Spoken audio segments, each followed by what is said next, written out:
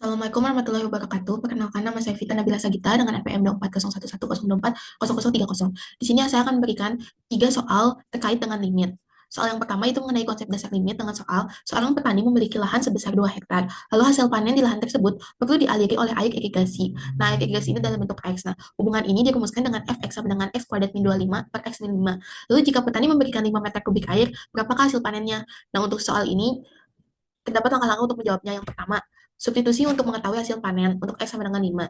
Nah, saat itu substitusi akan menghasilkan 0 per 0 karena saat X kuadrat min 25 disubstitusikan dengan 5 akan menghasilkan 25 min 25, lalu X min 5 jika disubstitusikan dengan 5 akan menghasilkan 5 min 5. Dan ini dari sini itu akan menghasilkan 0 per 0. Nah, karena dihasilkan 0 per 0, kita harus mengfaktorkan fungsi tersebut.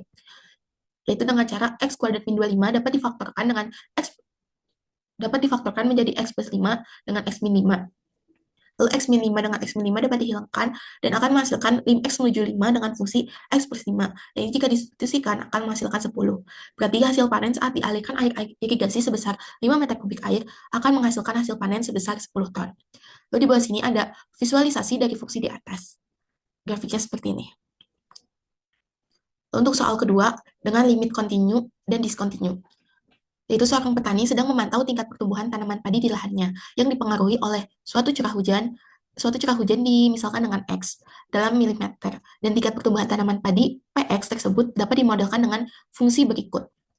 Px sama dengan X min 2 per X kuadrat min 5X plus 6. Nah,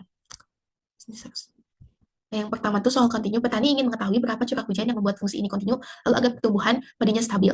Dengan soal B, jika curah hujan berada di X sama dengan 3, pertanyaan A, yaitu Px sama dengan X kuadrat min 2 per X kuadrat min 5X plus 6. Di sini kita akan mengambil penyebutnya untuk mengetahui apakah soal ini kontinu atau fungsi ini kontinu atau tidak.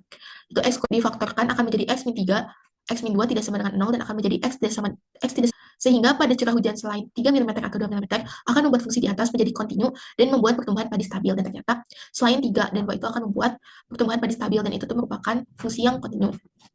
Yang A kita tahu bahwa X tidak sama dengan 3 dan X tidak sama dengan 2. Di sini harusnya dan 3 fungsi di atas akan menjadi diskontinu dan juga padi juga akan tidak stabil. Di soal kedua ini dengan tema limit kontinu dan diskontinu dibagikan visualisasi grafik dari fungsi di atas.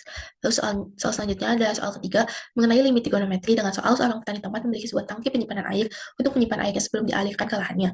Volume air dalam bentuk V di dalam tangki tersebut mengalami kebocoran dan dimodelkan dalam bentuk VT sama dengan cos T per sin T per 2 plus tan T dengan V dalam liter dan T dalam menit.